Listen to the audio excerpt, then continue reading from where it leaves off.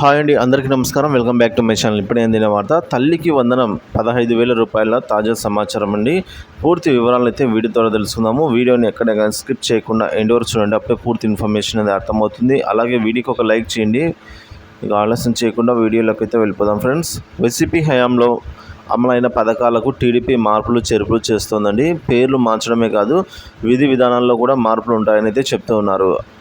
అమ్మఒడి మొత్తాన్ని పెంచి తల్లికి వందనం పేరుతో ఇస్తామని గతంలో కూటమి హామీ ఇచ్చింది. వైసీపీ హయాంలో ఒక బిడ్డకే అమ్మఒడి వస్తే తాము ఎంతమంది పిల్లలున్నా అందరికీ ఇస్తామని కూటమి హామీ ఇచ్చింది.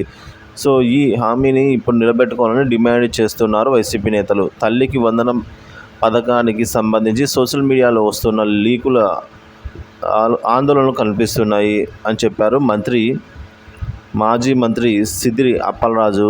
గతంలో పిల్లలు ప్రభుత్వ మరియు ప్రైవేట్ స్కూళ్లలో ఎక్కడ చదువుతున్న అర్హులైన తల్లుల ఖాతాల్లో అమ్మఒడి సొమ్ము జమ అయ్యేది.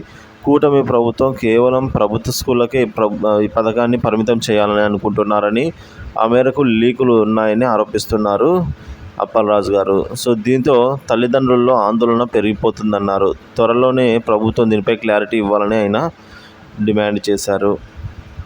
గత ప్రభుత్వ హయాంలో విద్యార్థుల విద్యా దీవెన, వసతి దీవెన సొమ్ము కూడా పూర్తి స్థాయిలో లబ్ధిదారుల ఖాతాలో జమ కాకుండా అప్పటి ప్రతిపక్షం అడ్డుకుని ఎన్నికల కమిషన్కి ఫిర్యాదు చేసి మరీ ఆపించారని మాజీ మంత్రి అప్పలరాజు అన్నారు.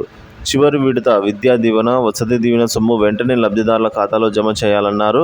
పథకాలను కొనసాగించే విషయంలో కావాలని ఆలస్యం చేస్తూ లబ్ధిదారులను నష్టపోయేలా చేయడం సరికాదంటూ వైసీపీ నేతలు అయితే ఆరోపించారు ఫ్రెండ్స్.